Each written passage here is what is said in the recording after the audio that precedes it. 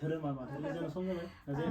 जुलि खानजाया बिसोर साबेसे जोङो बिखौ नुनानै माने फुजि एक्ट्रेससो साबसिन नुबोदों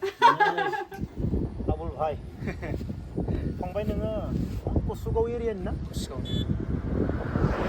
कारिगावनिफ्राय नोंसोरनि कसुगावजों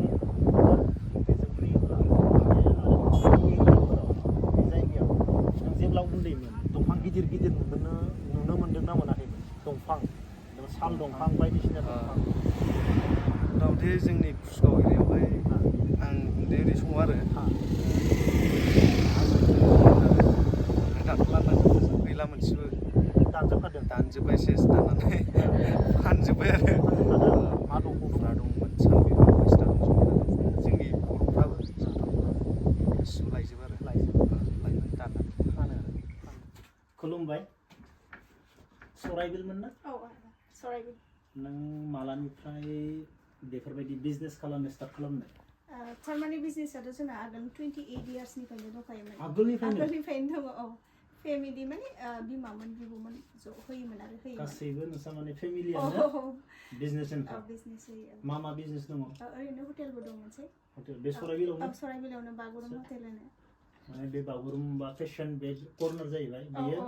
बागुरुम हटेल जाहैबाय हटेल जाहैबाय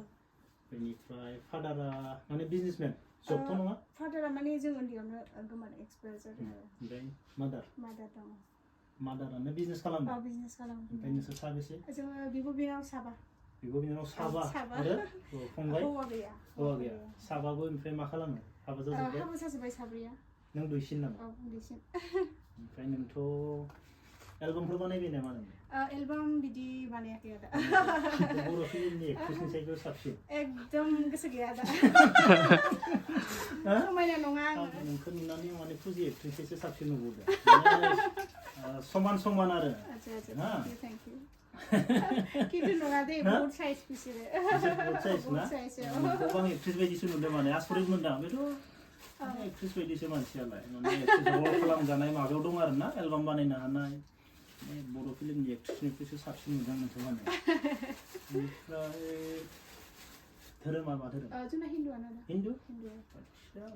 स्टाइलाव माने एसे आलादा माने ख्रिस्टियान धोरोमनि बायदि ख्रिस्टियान नङा ना जुलि जाथ'वाखै जाथ'वाखै दा जुलि जानो सम जाबाय टाइमाथ' जाबाय खिन्थु सानथ'वाखै दाबो मानो एसे बिजनेसाव बेस्थ'मोन नालाय बिजि दंथ'यो दा उनाव जुलि खानजाया जागोन आब' साब्रैबो हाबा जाजोब्बाय बबाव जादों ओरैनो माखासेया खाथियावनो दङ सासे पाठसालायाव दङ जोंनि पाठसाला ओमफ्राय नों दा माने बेखौ सालायो आरो ना दाथ' नोंनि बिजनेसा नों मा खालामदों आं मिथिला सारा दुनियाव माने हिनजावफोरा नोंनि फेसबुक नायो आंनाथ' हिनजावा सानफ्रोमबो नोंनि फेसबुक नायो दिनै आंखौ माने सराइबिल हगार हरबाय सराइबिलाव थांनानै दख'ना लाना फै होननानै बेसेबां गोजान बाक्सानिफ्राय सराइबिल फैनाया सहज बाथ्रा नङा मा प्रफिट दङ जेबो प्रफिटबो गैया थेवब्लाबो माने फैदो आरो नोंसो मोनथिसिगौ आरो मा लागायजोबखो नों हिनजावफोरखौ बाजैया फसायनानै आंखौ थोनदो ओरै दख'ना मोनो दाम खमावनो होयो बेरायनो थांनि बेनिफ्राय दख'ना लाना ओमफ्राय नोंसोरनि बे सराइबिल एरियायाव माने नोंसोरनि क'क्राझार होनना बुङोब्ला जों बिराद दंफां हाग्रा जंगल थानाय बायदि मोनो बाट कारिगावनिफ्राय नोंसोरनिजों फैयै मा दंफां मोनसेबो एसेबो गिदिर गैया नोंसोर उन्दैयाव दंफां नुगोना नुवाखैमोन बेफोर जायगायाव ओरैनोथ' नुदोंमोन आदा दंफां गिदिर मोजां दंफां सिगां नुदोंमोन खिन्थु बोरै गोमोआल'सोब्ला आंखौ माने फाथ्थायानो मोनाखै जोंबो नोंसोरबो फाथ्था मोनाखै दाथ' नोंसोरनियाव सायानि थाखायबो मोजां दंफां गैया लामाफोराव 20 बोसोर 15 बोसोर जानाय दंफाङानो गैया नोंसोरनि एरियायाव मा दानजोबथारदों नामा बेखौथ' जोंबो माने नुदोंमोनथ' नोंसोर दंफां जोंथ' नुदोंमोन खिन्थु माखासे बोरै जाखो जोंबो मिथिला खिन्थु सिगां दङमोन दाथ' गैलायानो दाथ' लांदांसै लांदां जाजोब्बाय माने जों ओरै बाक्सानिफ्राय बेजों फैयोब्ला मा जायो क'क्राझारनि लोगो माने दंफां गिदिर माने बेजों गोबां माने हाग्रा दं नालाय जों सानो आरो बिराद दंफां नुगोन खोमा साल दंफां बाट नोंसोरनि एरियायाव दंफां गैया बिराद गरम साया सायख्लुमनि थाखायबो पुराना दंफांथ' गैयानो गैला एकदम खमायलांजोब्बाय सिगां बहुत दंमोन खिन्थु दा बोरै बोरै खमायलांजोबखो माने बेखौथ' बाखि बिजनेसआथ' जोबोर मोजां नोंना बिजनेसआथ' जागासिनो दं आदा जागासिनो दं जेरै आदायाबो एफा गोजाननिफ्राय फैदों बेनि थाखाय बिराद मोजां मोनदों गोसोखौ माने फैनायनि थाखाय बे दखनाया मालानिफ्राय एसेबां फेमास जानाय नोंना ओरैनोथ' आङो ओरैनो अफलाइनाव होबाय थाखायोमोन खिन्थु अनलाइनाव खालामनाया जास्ट डिसेम्बर खालि आङो स्टार्ट खालामनायदों आरो औ डिसेम्बराव माने अनलाइन ट्राइ खालामनि मानो होनबा आङो माने माबायावहाय एसे अफलाइनावहाय अफार होदोंमोन आरो बे टाइमाव थ' कमेन्टआ फैदों अनलाइनाव मानो होआ आब' जोंबो गाननो लुगैयो खम प्राइसआवनो थ' सानबाय मा आङो ट्राइ खालामनि होमबालाय बिसोरनोबो माने बिसोर कल खालामो डाइरेक्टनो मेसेन्जारावबो बुंफैजोबनानै थायो जोंनोबो अनलाइननि थाखाय मोनसे सुबिदा खालाम थ' ट्राइ नायनि आंबो सानबाय थ' बर' मानसियानो गानो नालाय जोंनियाबो थ' जास्ट 1 तारिख ना माबायाव डिसेम्बर खालि आङो ट्राइ खालामनो सानबाय आरो ट्राइ खालामबाय बहुत रेसपन्स मोजां मोनदों दासिम सोलिगासिनो दं अनलाइनबो अफलाइनबो सोलिगासिनो जोंनि दं बाक्सानिफ्रायबो फैयो नोंनाव लांनो फैयो आरो गासैबो जायगानिफ्राय फैयो माने बिसोर नोंनिफ्राय लांनानैसो फानहैयो नामा सोरबा सोरबा बिदिनो फानहैयो माने जास्ट सोरबा सोरबा न'निफ्रायबो हरो नालाय सोरबा बिसोरबो लांफैयो सोरबा एसे बुरजा लांग्राफ्राबो लाङो बुरजा लांग्राबो दङ फानहैग्राबो दङ आरोना अब्लाथ' बिजनेसआ बिराद गुवार नोंना दा बिदिनो एफा एफा जास्ट गोसारगासिनो दं आरो फेसबुकनि गेजेरजों आरोना फेसबुकनि जोंनो ओरैनो बेसेबां गोबाव जाखो बे दखना दखान होथारनाया ओरैनोथ' मार्केटआ जोंनिया स्टार्टिं 28 इयार्ससो जाबाय आरो जोंनि मादारमोनहा बिदिनो होयोमोन फिसा दखान बिदिनो होयोमोन आरो जास्ट बेनिफ्राय एसे एसे एसे होयै दा बेखिनियाव दंथ'यो हाबायाव खबर औ होगोन गोजोननाय थाबाय मोनथिनानै एकदम बाजैयाबो जे भिडिअ नुनानै आदाखौ फैनो होदों बेनि थाखाय थेंक इउ स' माच बाजै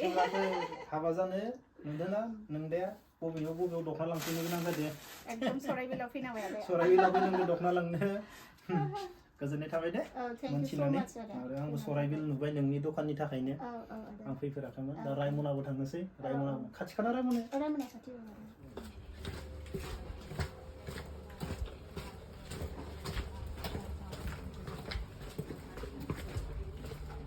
दखान मालिकआ सोरो हा नोंसोरनि सराइबिल क'क्राझारजों मा दंफां गिदिर गैला नामा हा माथो लामा लामा दंफाङानो गैया कसुगाव सराइबिल दानफायजोबनानै फानजोबना जादों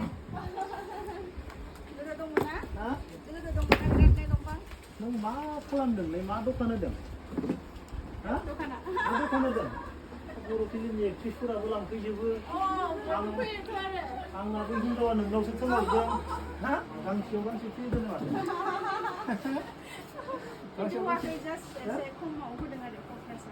आंना हिनजावा बाक्सानिफ्राय थोनहरदों नोंनाव मिथिबाय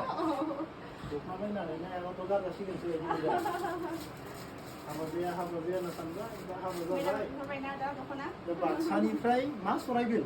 सराइबिलाव दखना लांनो फैनो गोनां जादों बायथ' जालांबाय जिबना देखायलाय दाम खमनि दखना आरो दाम गोसानि दखना एकदम माने माने बायनो हानायनि थाखाय आदानाथ' माने साख्रियानो दङ बायग्रासो मावो आं आदाया दखान होनाङा जोंनिफ्राय बायनांगौ बे आदाया हलसेल होनसै नामा नोंनि बायदि जोंनि बरमायाव दाम खमावनो फानो बेफोरो बेसेबां बेयो 1200 ओमफ्राय ओरैनो जोंनि दखानाव बेसेबांसोआव फानो बेफोर दखना माने गावबागाव नोंनिफ्राय बे 1200नि